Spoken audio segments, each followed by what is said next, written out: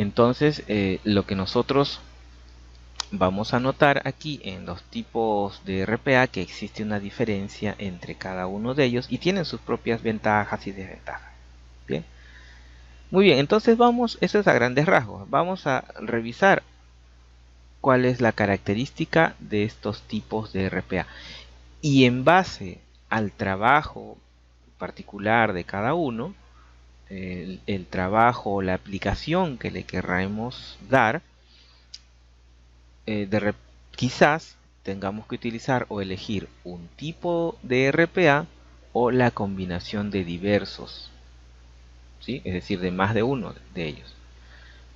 ¿Ya? Existen lugares en donde se cuentan con diversos tipos de RPA, con los diversos tipos de ala fija, multirotor, híbridos, porque se requiere en campo diversos tipos de aplicaciones. Vamos a ir viendo, por ejemplo, el de ala fija. Como yo les mencionaba, son similares a los aviones porque tienen unos alerones. La ventaja es que poseen una mayor autonomía en comparación con los drones o RPA multirotor, porque debido a la capacidad de planeamiento, es decir, de planear en el aire, es que necesita o consume menos energía. Va a utilizar la capacidad aerodinámica que tiene para mejorar el consumo de la batería, ¿no? Reduciendo el consumo porque no va a tener rotores para girar, solamente un pequeño rotor en la parte de atrás que le va a generar un impulso, ¿ya? Pero el vuelo que realice va a ser básicamente por el planeamiento que realice en el aire, ¿ya? Entonces, ¿cuál es la ventaja? Que nos permite mapear, es decir, cubrir o realizar el levantamiento fotogramétrico de grandes extensiones de terreno. Bien, por ejemplo, un valle, todo un campamento minero o grandes extensiones agrícolas, ya se pueden realizar con ese tipo de RPA. Y por lo general utilizan una sola batería en su vuelo. Bien, como les mencionaba anteriormente, la desventaja es que no pueden realizar vuelos estacionarios. Si nosotros lo queremos llevar hacia una torre de alta tensión y que se quede volando para identificar alguna problemática, eso no lo puede hacer. Además, estos RPAs, estas aeronaves cuentan con la cámara en la parte inferior, es decir, en la panza, ¿sí? En la parte de abajo. Ahí se encuentra la cámara digital, y por lo tanto pues no podría quedarse planeando para tomar imágenes de una torre de alta tensión, ¿no? Sería muy complicado. Por eso es que existen otros tipos de RPA, como es el caso de los multirotor.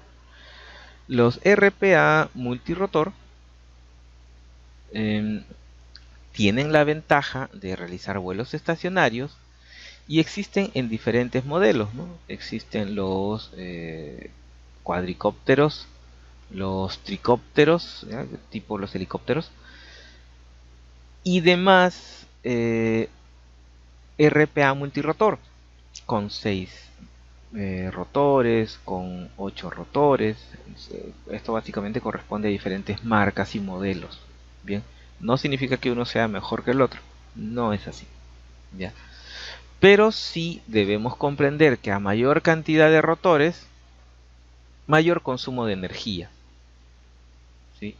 ¿Cuál es la diferencia entonces de tener un RPA de 4 rotores o un RPA de 8 rotores? Por lo general, a los RPA o drones de mayor cantidad de rotores es porque necesita mayor sustentación en el aire, es decir, necesita más fuerza para poder levantar todo el equipo. porque resultan más pesados, y estos vienen a ser los drones industriales. Estos drones industriales por lo general se emplean en lugares de mucha altura, 6.000 metros, 7.000 metros sobre el nivel del mar, lugares donde hay de repente nieva constantemente, ¿ya?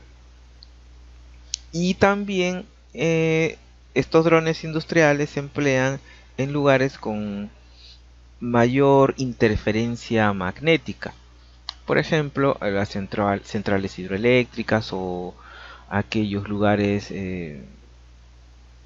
estaciones eléctricas, ¿no? Por ejemplo, ¿ya? Eh, entonces, vemos que hay un inconveniente o una limitación con este tipo de drones. Es la batería, ¿no? Porque la batería por lo general está alrededor de los 20 a 30 minutos de duración.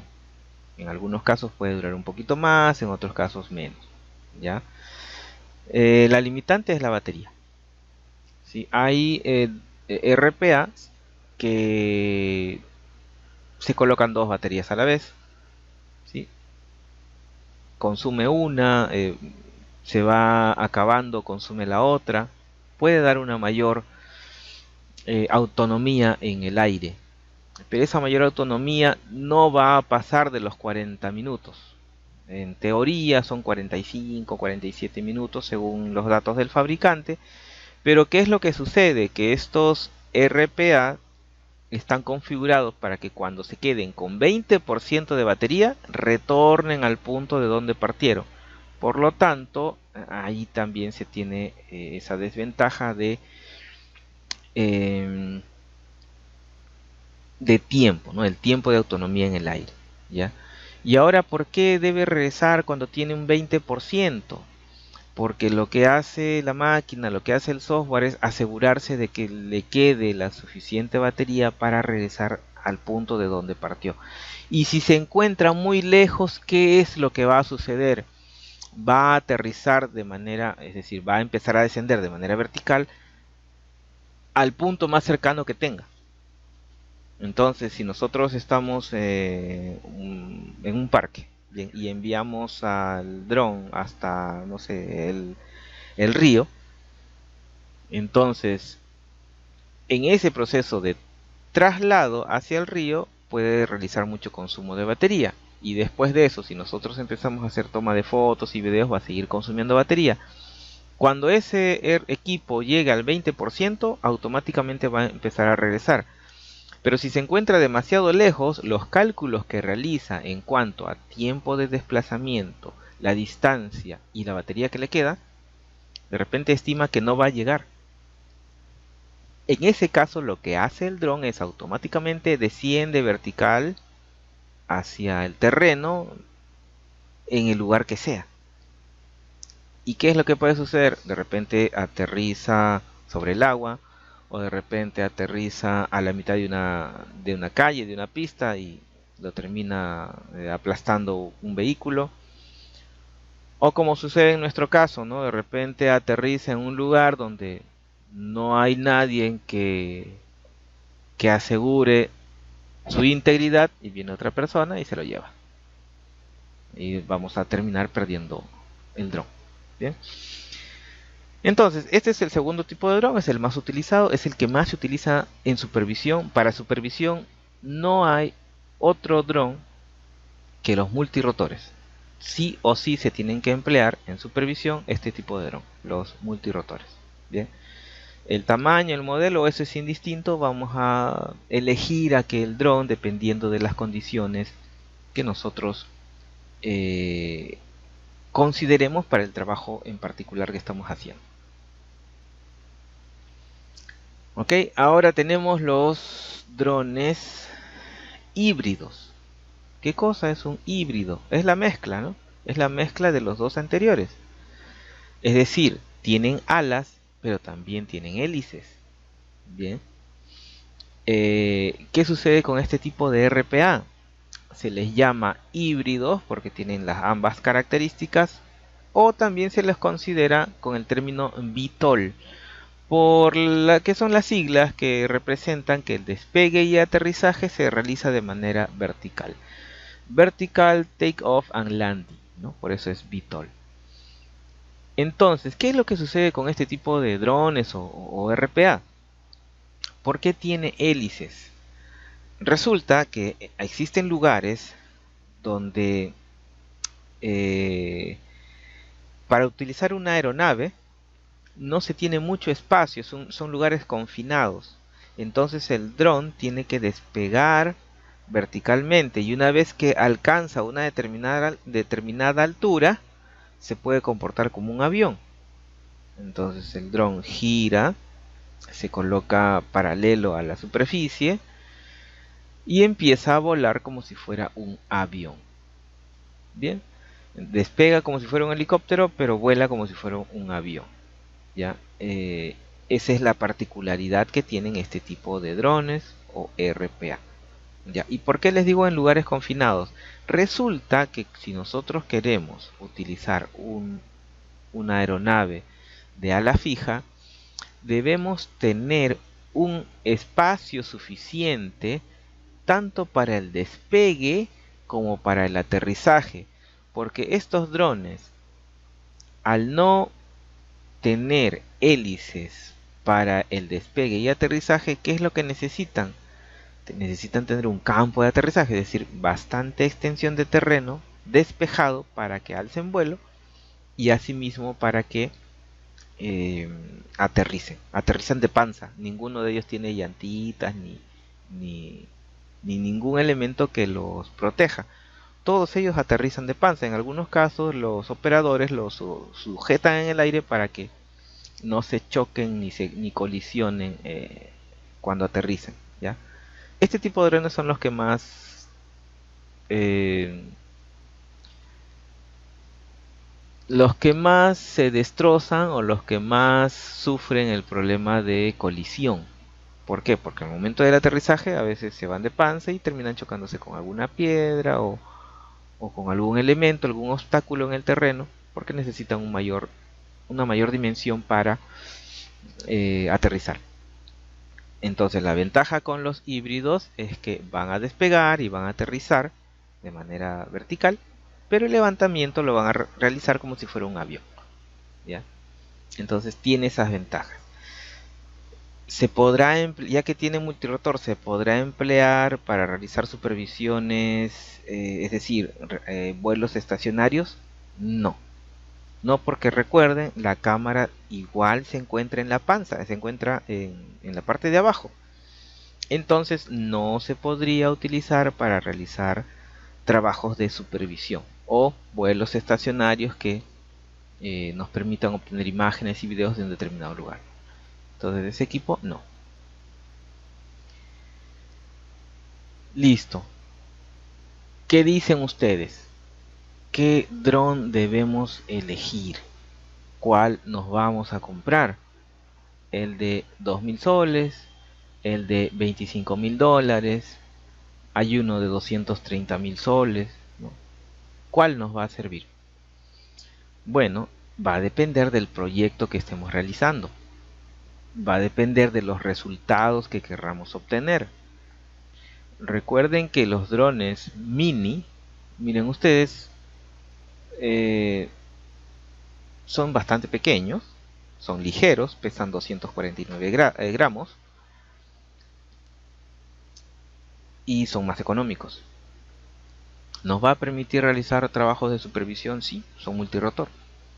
¿Nos va a permitir realizar trabajos de levantamiento fotogramétricos? Por supuesto, la cámara gira 90 grados y los software de planificación de vuelo fotogramétrico los reconocen.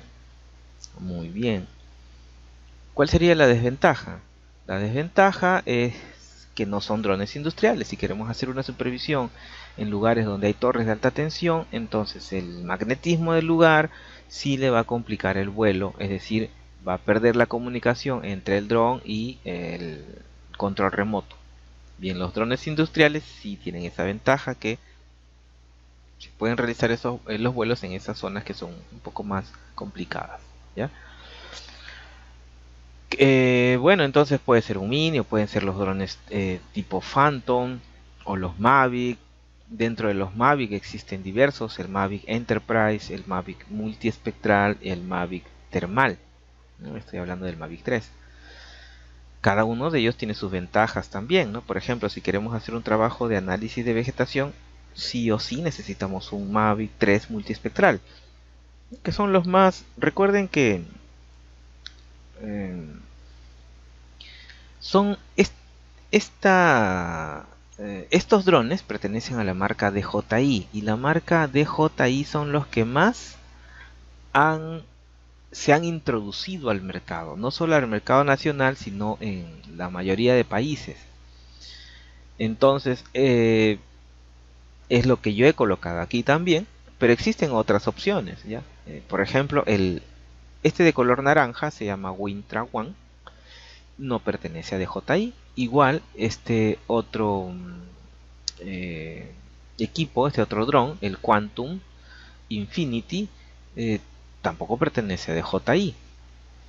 A la fecha, si ustedes se percatan, DJI ha desarrollado drones multirotor, no ha desarrollado drones de ala fija. Los drones de ala fija o los híbridos son de otras marcas, pero los drones multirotor sí tiene mucho impacto en el mercado nacional e internacional la marca DJI. Ya, eso no significa que no existan de otra marca, no, sí existen, pero tanto han abarcado el mercado que ha permitido que se reduzcan los costos, generando mayor accesibilidad a los usuarios. Bien, listo. Entonces, para elegir un dron, dependiendo del presupuesto, dependiendo de qué es lo que necesitemos hacer en el trabajo, es decir, vamos a trabajar analizando vegetación, agua, suelo, dron multiespectral. No vamos a hacer eso, queremos solamente mapear el territorio y obtener ortofotos o mapas, puede ser un dron RGB. ¿Cuál de ellos? Bueno, va a depender, como les digo, del presupuesto que tengamos o de qué tan extenso es el trabajo que vayamos a realizar. Son áreas pequeñas, no sé, 100, 200 hectáreas. Puede ser con los mini, no hay ningún problema. Son áreas más grandes, 1000 hectáreas, 5000 hectáreas. Necesitamos drones más, de mayor envergadura también. Ya. Ahora, si son grandes extensiones de terreno, bueno, tendríamos que evaluar si vamos a trabajar con un multirotor o de lo contrario con los de ala fija, ¿ya? Esto también se tiene que evaluar. ¿Qué opciones existen? Bueno, existen drones industriales como los Matrix 300 o Matrix 350 RTK. Se utilizan para inspeccionar grandes infraestructuras, ¿no? Son robustos y tienen la capacidad de tener un poco más de autonomía de vuelo, ¿ya? O los Mavic, ¿no? Los Mavic 3 Enterprise, multiespectral, thermal, ¿no? Que aquí no se menciona, pero existen todos estos modelos. Y que se puede rescatar que la cámara de estos equipos tienen muy buena resolución y muy buen detalle de colores. Los colores van a ser más vívidos y permiten representar con un mejor realce del rango dinámico de las imágenes tomadas, de cualquier lugar.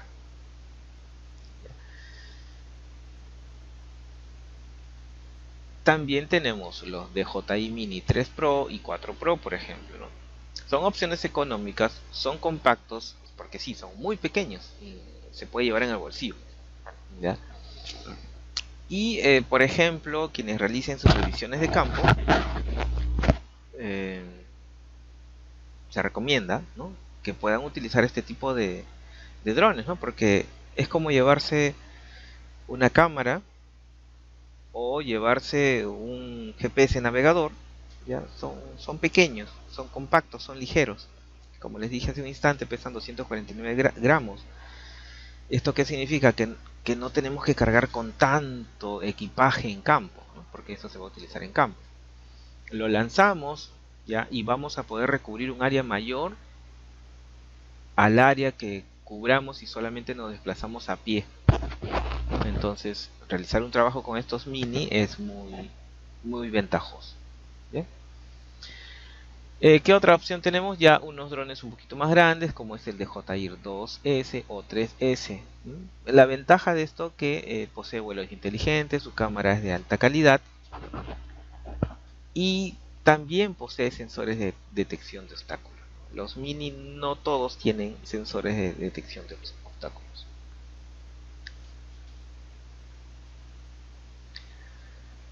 Muy bien, eh, entonces, por un lado tenemos los tipos de drones. Por otro lado, hemos visto que existen diversas opciones en el mercado